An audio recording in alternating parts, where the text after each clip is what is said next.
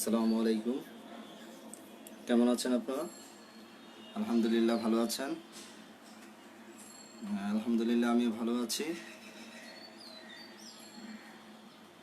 আজকে আমি ষষ্ঠ সেমিস্টারদের ভাইরোলজি সেকেন্ড এর উপরে ক্লাস নেব। ষষ্ঠ সেমিস্টার যারা ল্যাব আছেন আপনারা, তারা লাইভটা দেখতে পারেন বা ভিডিওটা দেখবেন, ক্লাসটা মনোযোগ সহকারে ক্লাসটা শুনবেন। আজকে আমি ষষ্ঠ সেমিস্টারদের ভাইরোলজি 2 সাবজেক্টের ইনফ্লুয়েঞ্জা ভাইরাস এর উপরে লেকচার দেব, বা আপনাদেরকে ইনফ্লুয়েঞ্জা ভাইরাস কি, ইনফ্লুয়েঞ্জা ভাইরাস কিভাবে ছড়ায়, কি কারণে হয়, আর ইনফ্লুয়েঞ্জা ভাইরাস কিভাবে ডায়াগনোসিস করতে হয় সেটার উপরে তাদের বোঝানোর জন্য চেষ্টা করব।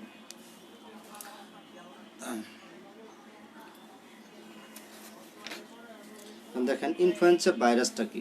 বর্তমানে যে আমাদের ভাইরাসের কারণে আমরা একদম আমাদের অবস্থাটা একদম শেষ, সবাই গৃহবন্দী আছি।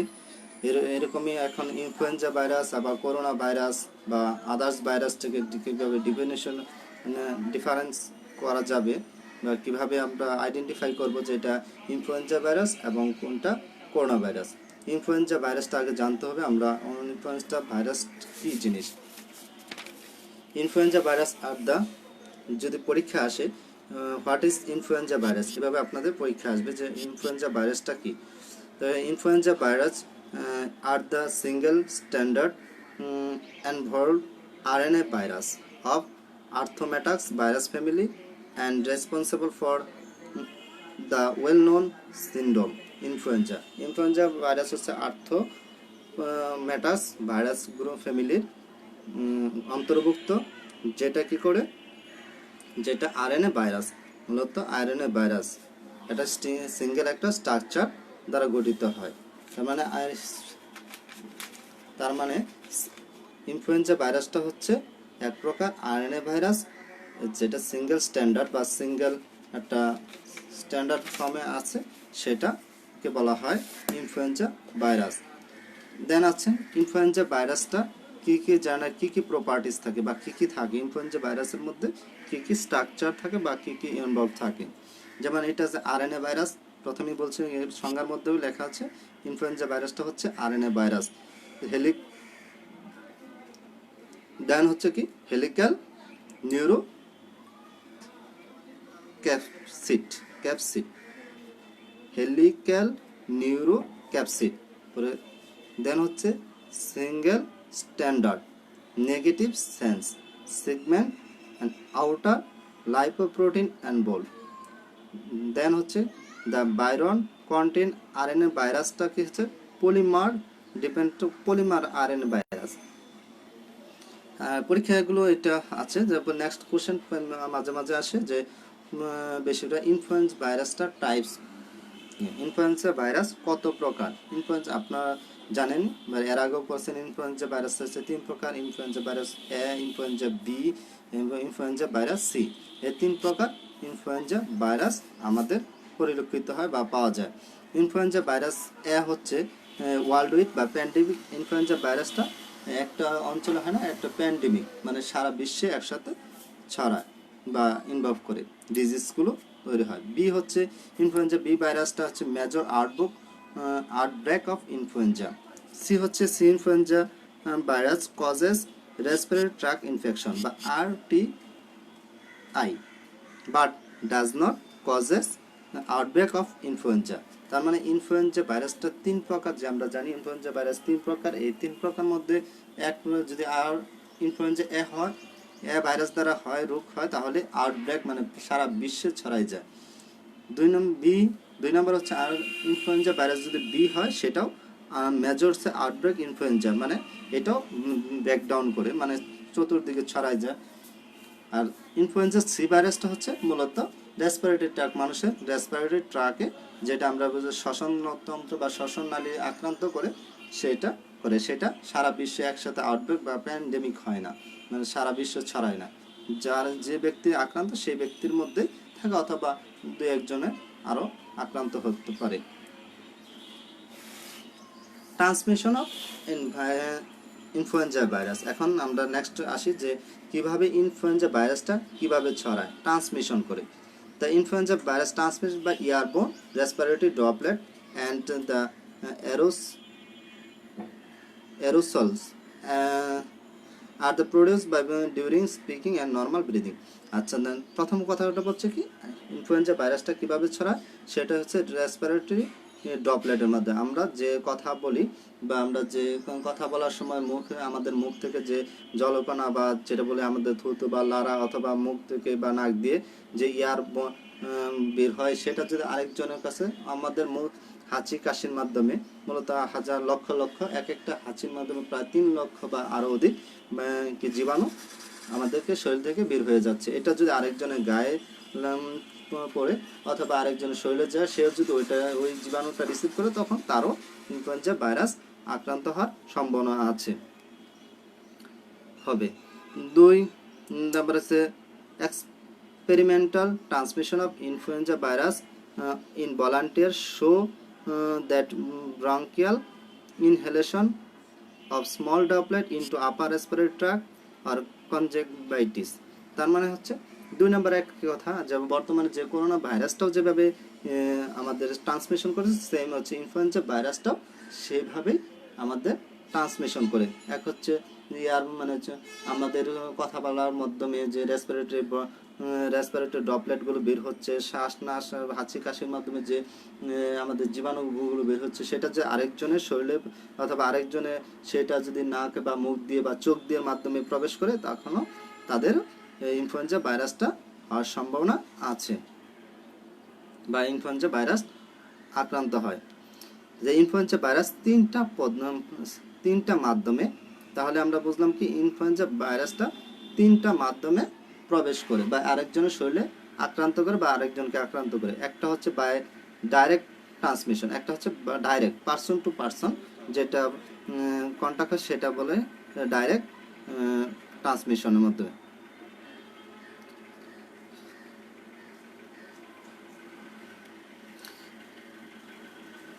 বাই ডাইরেক্ট ট্রান্সমিশনের মধ্যে কি পার্সন টু ডাইরেক্ট, আর একটা হচ্ছে বাই এয়ারবোন রুটেড।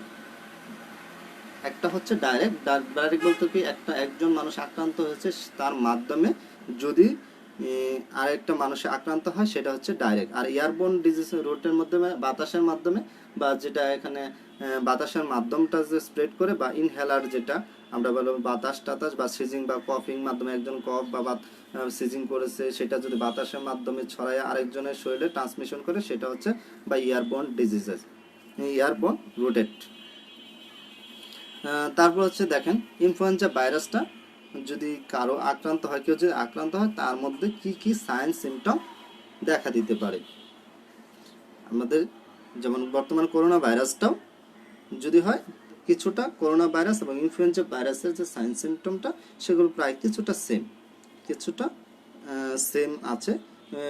40% করোনা ভাইরাসের সাথে ইনফ্লুয়েঞ্জা ভাইরাসের কিছু সাইন সিমটম মিল আছে। যেমন কিছু সাইন সিমটম, একটা হচ্ছে আনকমপ্লিকেটেড ইনফ্লুয়েঞ্জা, যেমন ফিভার থাকে, যে কোনো ভাইরাল ইনফেকশনেই কি থাকে, ফিভার থাকে।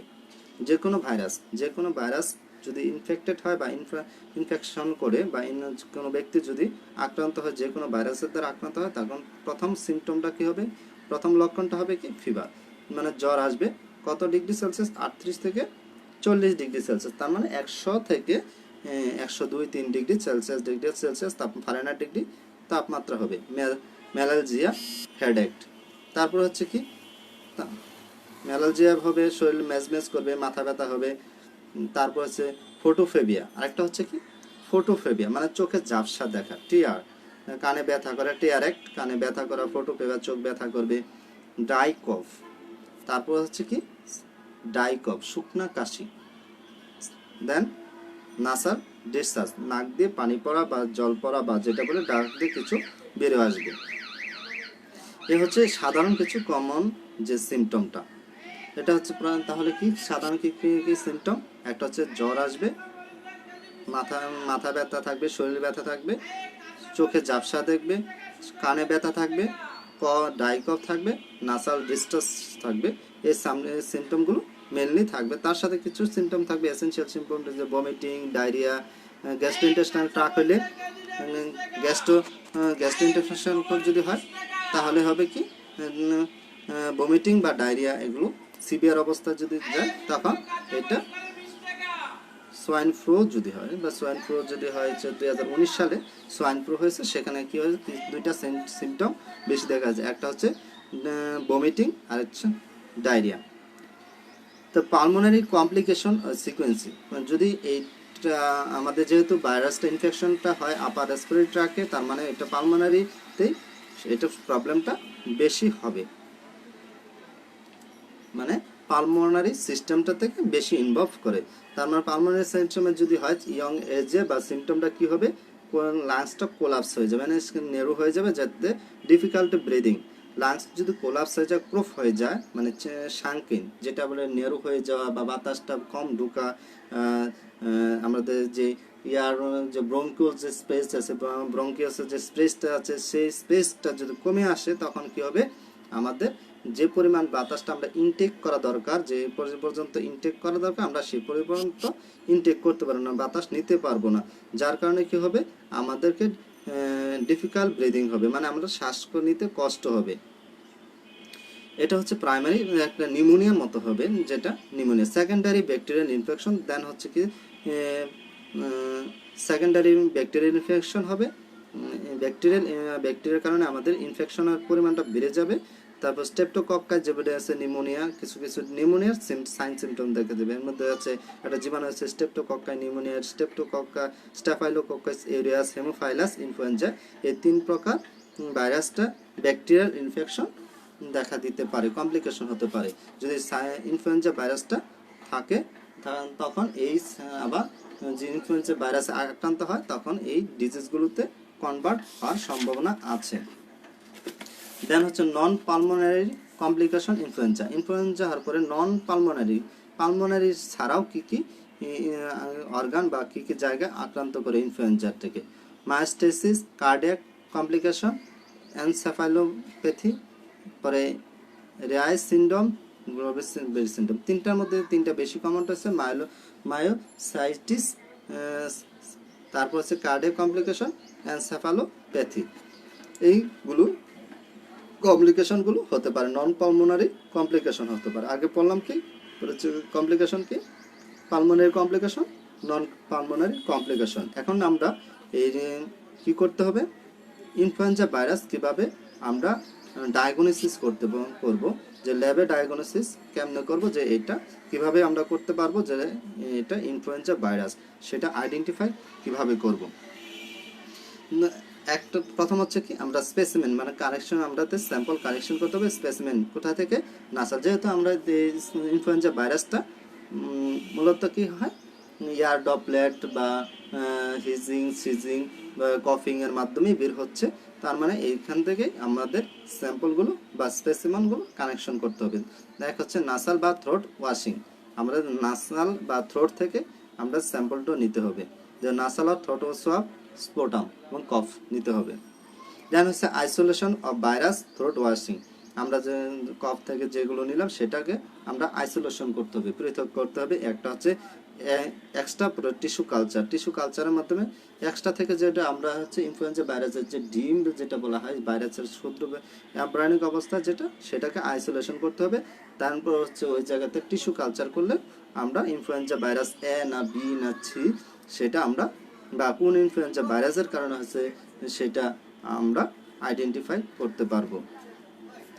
ডিটেকশন অফ স্পেসিফিক অ্যান্টিবডি, এবং এই সেটি ইনফ্লুয়েঞ্জা ভাইরাসটা ডিটেকশন, মানে এক কথা হচ্ছে কিভাবে আমরা ডিটেকশন করতে পারবো, ধ্বংস করতে পারবো, মেরে ফেলতে পারবো, সেই জন্য স্পেসিফিক কী অ্যান্টিবায়োটিক দরকার ওই ভাইরাসের জন্য, সেটার জন্য আমরা কী করবে, নিউট্রালাইজেশন টেস্ট করতে হবে, হেমোগ্লোবিনেটেশন টেস্ট করতে হবে, complement fixation test, direct fluorescent antibody test, তারপর হচ্ছে পিসিআর টেস্ট, যেটা পলিমার চেইন রিয়াকশন, বর্তমানে যে গুলো টেস্ট করা হচ্ছে করোনা ভাইরাসের পিসিআর টেস্ট করা হচ্ছে পিসিআর ল্যাবে, যেটা আমরা টেস্ট করি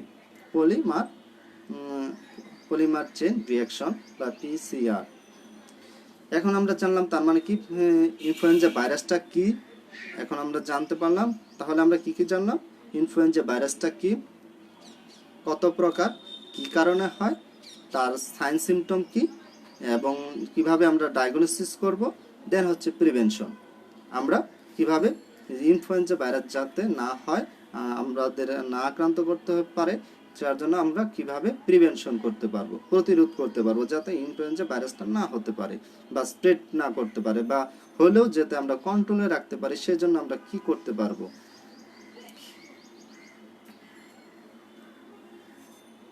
আচ্ছা, প্রথম হচ্ছে কি কন্ট্রোলের জন্য কি কি মেজারমেন্ট বা আমাদের কি কি প্রতিরোধ ব্যবস্থা নিতে হবে।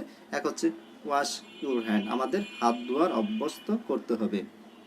তারপর হচ্ছে contain your cough and seizing, আমাদের যখন কফ বা সিজিং আসবে সেটা কিভাবে মুখটা কভার করে, আমরা সবাই জানি যে এটা কিভাবে কফ দিতে হবে, কফ আসলে কিভাবে কফটা প্রতিরোধ করতে হবে, বা কিভাবে আমরা কফ দেব, কোথায় কুনি ভাঁজ করে কুনির মধ্যে আমরা কফ দেব, কোনো বারবার কিছু বারবার বা ঘন্টায় পারি বা 2 ঘন্টা পর পর পারি সাবান দিয়ে হাত ধুবো। সেকেন্ড হচ্ছে অ্যাভয়েড ক্রাউড, অধিক জনসংখ্যা আছে বা অধিক লোক সমাগম হয় এইসব জায়গাগুলোতে আমরা অ্যাভয়েড করব, ওই সকল জায়গা যাব না। তারপরে কিছু আছে, এগুলো হচ্ছে নিয়ম যদি আমরা মেনে চলি তাহলে আমাদের ইনফ্লুয়েঞ্জা ভাইরাস প্রতিরোধ করতে পারবো। এখন তারপর আছে কিছু WHO কিছু নিয়ম দিয়েছে, সেগুলো কি করতে হবে, পালন করতে হবে বা সেগুলো মানতে হবে, তাহলে ইনফ্লুয়েঞ্জা ভাইরাস কি হবে। বর্তমানে ইনফ্লুয়েঞ্জা ভাইরাসের যেমন ভ্যাকসিন আছে, সেটা কি হবে, আমরা ভ্যাকসিন নিতে হবে। তারপর হচ্ছে keep your distance from people who symptom, যে সকল লোক এই ভাইরাস বা ইনফ্লুয়েঞ্জা ভাইরাসের সাইন সিমটম আছে অথবা আক্রান্ত, সেই সকল লোক থেকে নিরাপদ দূরত্বে থাকতে হবে, আমাদের নিরাপদ দূরত্ব বজায় রেখে চলতে হবে।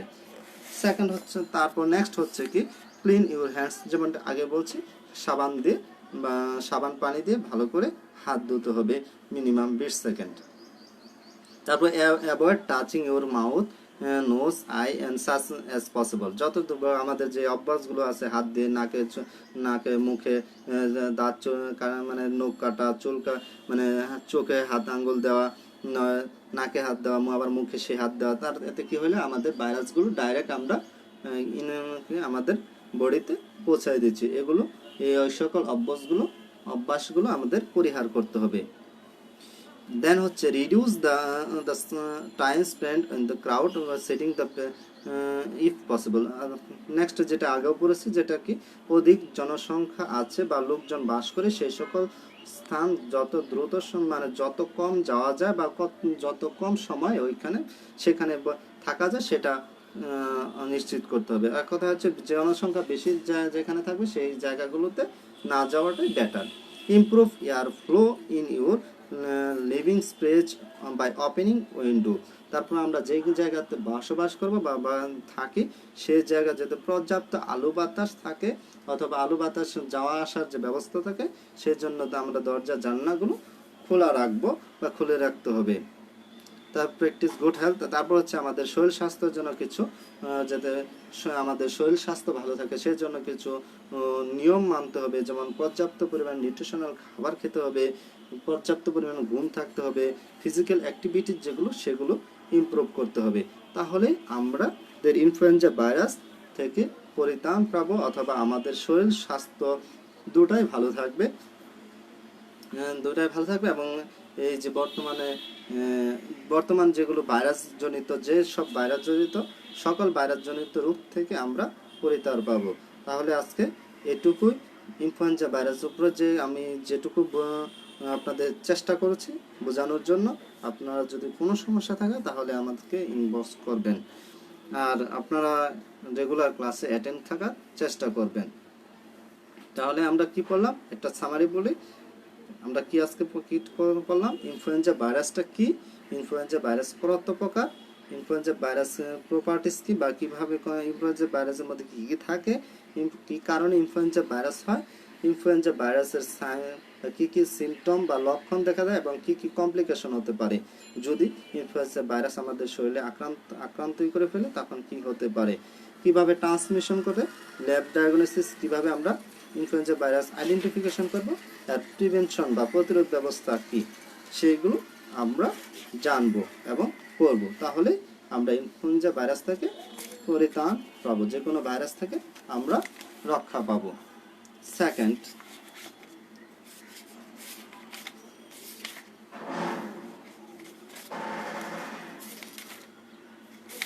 আচ্ছা,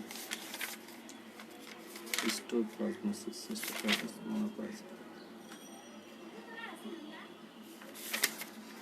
আপনাদের দেখেন এর আগেও আমরা পড়েছিলাম মাইকোসিস, দেন হচ্ছে মাইক্রোসিস। ভাইরোলজি, পরে হচ্ছে মাইকোলজি। মাইকোলজি কাকে বলে? মাইকোলজি আমরা পড়েছিলাম, 2টা চ্যাপ্টার শেষ করেছিলাম, এখন 3য় চ্যাপ্টারে আসবো। দ্বিতীয় চ্যাপ্টার হয়তো পড়েছিলাম, এর আগেও পড়ানো হয়েছিল। নেক্সট এখন আমরা 3য় চ্যাপ্টার, এটাও পড়ানো মোটামুটি মনে হয়েছিল। তারপর আবার একটু রিভাইজ ক্লাসটা নিয়ে বা রিভাইজ দিচ্ছি যে মাইকোসিস কাকে বলে। মাইকোসিস হচ্ছে systemic mycosis as fungal infection affecting internal organ. Systemic mycosis are the fungal infection. এটা হচ্ছে fungal infection affecting the internal organ, আমাদের বডির ভিতরে যে অর্গানগুলোতে আসে সেগুলোকে আক্রান্ত করে কি মাইকোসিস। কি কারণ? দেন হচ্ছে কি causes of systemic mycosis. Systemic মাইকোসিসের কারণগুলো কি? Patients who are immunocompromised are more predisposed to system mycosis, but they can develop in otherwise healthy patient. একটা কথা হচ্ছে আমাদের যে কোনো ডিজিজগুলো যদি দেখি, আমরা যে কোনো ডিজিজের, ফাঙ্গাল ডিজিজ বলি, ভাইরাল ডিজিজ বলি, সব ডিজিজের মূলে যেটা হচ্ছে সেটা হচ্ছে ইমিউনিটি ডেভেলপ করা। যাদের ইমিউনিটি প্রবলেম আছে তাদেরই বেশি রোগ জীবাণু বা রোগে আক্রান্ত হওয়ার সম্ভাবনা বা চান্স থাকে বেশি। তার মানে এর মধ্যে মাইকোসিসটাও একটা বেশি থাকে কি, যেহেতু এটা আমাদের ইন্টারনাল বডিকে ইনফেক্টেড করে, অর্গানকে ইনফেক্টেড করে, ইন্টারনাল অর্গানগুলোকে, তার মানে এটা ইমিউনিটির উপরে বেশি গুরুত্ব দেওয়া হয়েছে। যাদের ইমিউনিটি বেশি কম, একদম কম, বেশি কম, কম, একদম কম, তাদেরকে এই আক্রান্তটা হওয়ার চান্সটা থাকে বেশি। Endemic respiratory infection. Endemic respiratory ইনফেকশনের মধ্যে কী কী সিস্টেমিক ফাঙ্গাল এজেন্ট আছে, কী কী ডিজিজ আছে সেগুলো হচ্ছে, একটা হচ্ছে হিস্টোপ্লাজমা ক্যাপসুলেটাম। এটা কি ডিজিজ হয়? হিস্টোপ্লাজমোসিস, আমরা জানি হিস্টোপ্লাজমোসিস। ককটিডিয়াল ইমিউনিটিস, একটা হচ্ছে ককটিডিওমায়োকোসিস। তারপর হচ্ছে ব্লাস্টোমায়োসিস, কি জীবাণু দ্বারা এজেন্ট বা জীবাণু দ্বারা হয়, কি ফাঙ্গাল জীবাণু দ্বারা, ব্লাস্টোমাইসিস ডার্মাটাইটিস। তারপর হচ্ছে প্যারাকোডিয়াস ব্লাস্টোনেসিস। তো প্যারাকোডিয়াসিস প্রথমে হচ্ছে, তারপর হচ্ছে পেনিসিলিয়াম নেমানিসিস, পেনিকোলোসিসটা জীবাণুগুলো হয়। আপনারা একটু দেখা যাচ্ছে না? আচ্ছা, তার মানে আমাদের যদি পরীক্ষা আসে যে কিছু name the endemic respiratory infection and disease and agent, তখন আপনাদের এইগুলো এই কয়েকটা লিখতে হবে।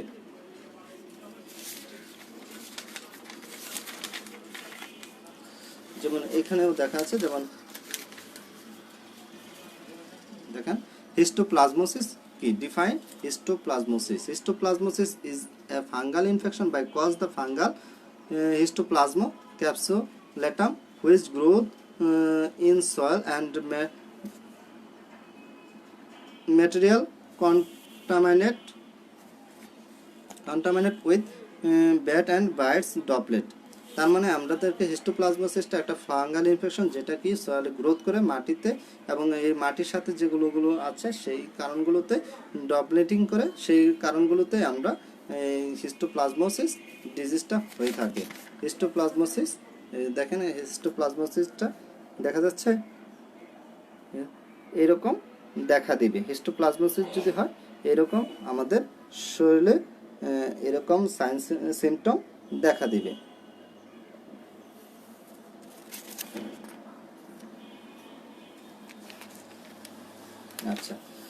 Risk system of mycosis.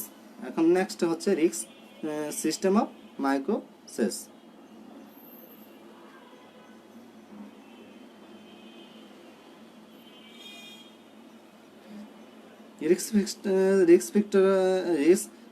Risk of systemic মাইক্রোসিসের মধ্যে কি কি সিস্টেম থাকলে রিস্ক সিস্টেম হবে, তার একটা হচ্ছে হিউম্যান ইমিউনো ডিফিসিয়েন্সি ভাইরাস বা এসআইভি যদি থাকে তাহলে এটার জন্য রিস্ক হবে। কারো ডিজিজ যদি থাকে, কারো যদি ক্যান্সার থাকে, সিস্টেমিক ম্যালিগন্যান্সি অথবা ক্যান্সার যদি কারো থাকে তাহলে মাইক্রোসিস সিস্টেমের জন্য তার জন্য রিস্ক হবে। নিউট্রোপেনিয়া বা লো হোয়াইট সেল লিউকোপেনিয়া, মানে আমাদের যে হোয়াইট ব্লাড সেলটা আছে সেটার কাউন্ট যদি কম থাকে, অর্গান ট্রান্সপ্লান্ট রিসিপ্টেন্ট যদি এর আগে কোনো অর্গান ট্রান্সপ্লান্ট করা থাকে after a major surgery operation, এরপর কিছুদিন আগে বা আফটার তারপর যদি মেজর অপারেশন করা হয়ে থাকে তাহলে এই জন্য মাইক্রোসিস সিস্টেমের জন্য রিস্ক ফ্যাক্টর হয়ে থাকতে পারে বা রিস্কের কারণ হতে পারে। এই সকল ডিজিজ যদি থাকে তাহলে মাইক্রোসিস যা হওয়ার সম্ভাবনা বেশি থাকে বা মাইক্রোসিস হওয়ার পরে যে এই সকল রোগ দেখা দেয় তাহলে তাদের জন্য রিস্ক হতে পারে। পোরলি কন্ট্রোলের ডায়াবেটিস মেলাইটাস, কারো যদি ডায়াবেটিস যদি কন্ট্রোলে না থাকে বা কম কন্ট্রোলে থাকে, very cold or very old and very young, অতিরিক্ত বয়স বেশি থাকলে অথবা বয়স কম থাকলে তাদেরও রিস্ক বেশি হওয়ার সম্ভাবনা থাকে। তো কমন প্রপার্টিস অফ সিস্টেমিক ফাঙ্গালের মধ্যে কিটা আছে, তিনটা প্রপার্টিস কি, দে আর ডাইমোকের ফাঙ্গাল, এটার দরকার নেই। এখন হচ্ছে clinical feature of systemic mycosis. Systemic mycosis যদি হয় কি কি সিস্টেম মানে কি কি ফিচার থাকতে পারে, কি কি সাইন সিমটম দেখা দেবে, এর মধ্যে তিনটা হচ্ছে কমন। একটা হচ্ছে ফিভার থাকবে, কফ থাকবে, লস অফ অ্যাপিটাইট ক্ষুধামন্দ থাকবে, মানে হচ্ছে জ্বর থাকবে, ঠান্ডা কাশি থাকবে, অথবা অ্যান্ড হচ্ছে ক্ষুধামন্দতা থাকবে, মানে খাওয়ার রুচি থাকবে না, এবং স্পেসিফিক কিছু ইনফেকশন আছে জীবাণু। এটার ক্লিনিক্যাল ফিচারগুলো আপনারা বাসায় দেখে নেবেন। তারপর হচ্ছে ল্যাবরেটরি ডায়াগনোসিস অফ সিস্টেমিক মাইক্রোসিস। মাইক্রোসিস যদি জীবাণু বা ডিজিজে আক্রান্ত হয় তখন আমরা কিভাবে ল্যাবে ডায়াগনোসিস করব, ল্যাবরেটরিতে কিভাবে আমরা ডায়াগনোসিস করব যে এটা সিস্টেমিক মাইক্রোসিস হয়েছে বা এটা ডিজিজ হয়েছে। একটা হচ্ছে প্রথম হচ্ছে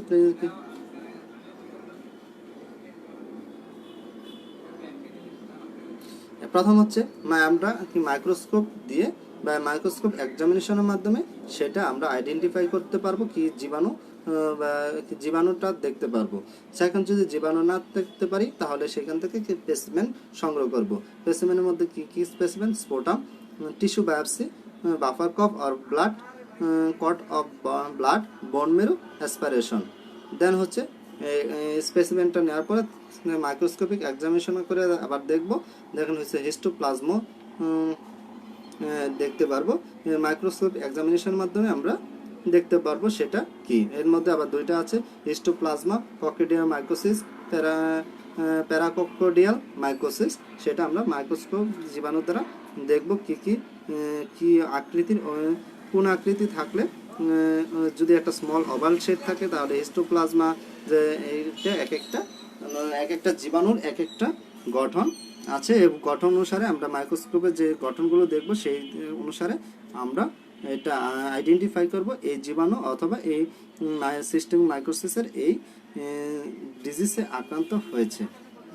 দেন হচ্ছে আমরা আইসোলেশন করব এবং কি করব, একটা কালচার করে ফাইন্ডিংয়ে যাব, তাহলে কনফার্মেটরি ডায়াগনোসিসে আমরা যেতে পারবো।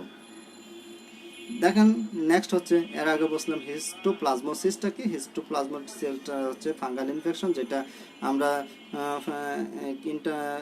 কি হিস্টোপ্লাজমোডিয়াম ক্যাপসুলেটাম জীবাণুর দ্বারা আক্রান্ত হয়ে থাকে। এই জীবাণুর দ্বারাই আমাদের হিস্টোপ্লাজমোসিস হয়ে থাকে। এর কিছু সাইন সিমটম আছে, কি সাইন লক্ষণ দেখে আমরা বুঝতে পারবো যে হিস্টোপ্লাজমোসিস রোগে আক্রান্ত হয়েছে। একটা হচ্ছে ফিভার অ্যান্ড চিল, জ্বর, কাঁপুনি দিয়ে জ্বর আসবে, কফ অ্যান্ড চেস্ট পেন থাকবে, ঠান্ডা কাশি থাকবে, চেস্ট পেন থাকবে, বুকে ব্যথা থাকবে, গেট ওয়ার্স হোয়েন ব্রিদিং, যখন আমরা শ্বাস নিব বা ছাড়বো তখন আমাদের কাশি আসবে এবং জ্বর মানে বুকে ব্যথা আসবে, চেস্ট পেইন থাকবে, জয়েন্ট পেইন থাকবে, মাউথ সোর্স মুখে ঘা থাকবে, red skin ব্রাম most often the lower leg, আমাদের লোয়ার লেগে কী হবে, স্কিনগুলো এই যে এই আকৃতিগুলো হবে বা আমাদের কি ফুসকা পড়ার মতো একটা দেখা যায়, লালচে লাল আকৃতির হবে। তারপর হচ্ছে চেস্ট পেন এবং শর্টনেস ব্রিদিং, কিছু আসবে কি আমাদের চেস্ট পেন হবে এবং শ্বাস নিতে কষ্ট হবে, কফ পসিবিলিটি কফিং আপ ব্লাড এবং কফের সাথে রক্ত আসতে পারে, ফিভার জ্বর আসবে এবং সুইটিং শরীরে ঘামও আসতে পারে। এই সকল লক্ষণ দেখে আমরা বুঝতে পারবো হিস্টোপ্লাজমোসিস বা আপনার হিস্টোপ্লাজমোসিস রোগে আক্রান্ত হয়েছে। দেন হচ্ছে কনফার্মেটরি ডায়াগনোসিস জন্য আমরা কি করব, ল্যাব ডায়াগনোসিসে যে আমরা স্যাম্পল সংগ্রহ করব বা কিছু পরীক্ষা নিরীক্ষা করব, যে কিছু পরীক্ষা নিরীক্ষার মাধ্যমে আমরা কনফার্ম হব যে হিস্টোপ্লাজমোসিস রোগে আক্রান্ত হয়েছে। প্রথম কি করতে হবে, আমরা বায়োপসি করতে হবে, যেহেতু এটা লাংসে আক্রান্ত হয় অথবা শ্বাস নিতে কষ্ট হয়, লাংস রিলেটেডও আছে, তখন আমরা কি করতে হবে, বায়োপসি অফ লাংস থেকে আমরা সেল নিয়ে বায়োপসি করব, স্কিন থেকেও নিতে পারবো, লিভার থেকেও নেব অথবা ব্রোন মেরু থেকেও নিতে পারবো। তারপর আমার ব্লাড টেস্ট করব, ইউরিন টেস্ট করব, ব্লাডের কালচার করব, ইউরিন কালচার বা করতে পারবো, সিটি স্ক্যান, যেহেতু একটা চেস্টের সিটি স্ক্যান করব, চেস্টের এক্সরে করব, স্পাইরাল ট্যাপ বা এটা করবো, সেফালোস্পেরিন বা সিএসএস, নেক্সট এটা করতে পারবো। তাহলে কি প্রথম কি করতে হবে, আমরা ব্লাড টেস্ট করতে হবে। ব্লাডের টেস্ট কি, ব্লাডের ডায়াগনোসিস, ব্লাডের volume, culture of CS, blood for CS, ব্লাডের কালচার করব, ইউরিন এবং স্পোটাম টেস্ট করব, ইউরিন টেস্ট করব, স্পোটাম টেস্ট করব। তারপরে যে বায়োপসি করার জন্য লাংস থেকে টিস্যু, লাংস থেকে সেল বা নিব, স্কিন থেকে নিতে পারবো, লিভার থেকে এবং ব্রোন মেরু থেকেও নিব। তারপর একটা সিটি স্ক্যান করব, চেস্টে সিটি স্ক্যান করব বা চেস্টে একটা এক্সরে করব, এক্সরে করে আমরা কনফার্ম ডায়াগনোসিসে যাব যে হিস্টোপ্লাজমোসিস হয়েছে কি না।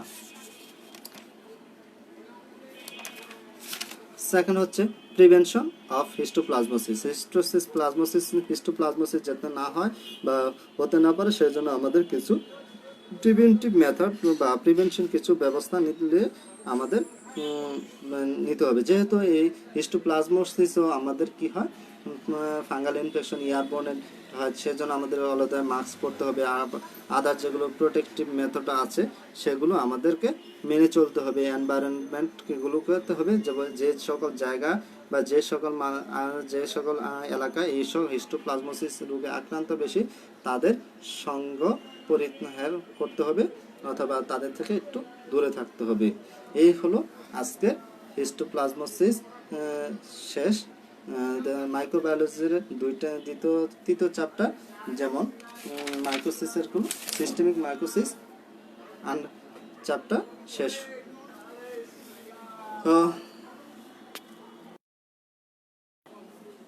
তো আজকে এই পর্যন্তই, ভালো থাকবেন। বোঝার জন্য যদি কোনো জায়গায় অসুবিধা থাকে তাহলে জানাবেন, চেষ্টা করব বোঝানোর জন্য। আর যত দ্রুত ক্লাসে আপনাদের সরাসরি ক্লাস নিতে পারি, বুঝাইতে পারি, আপনারা সরাসরি প্রশ্ন করতে পারেন, সেজন্য দোয়া করেন যে যত দ্রুত সম্ভব এই পরিস্থিতি থেকে আমরা পরিত্রাণ পাই। সে পর্যন্ত ভালো থাকবেন। আল্লাহ হাফেজ।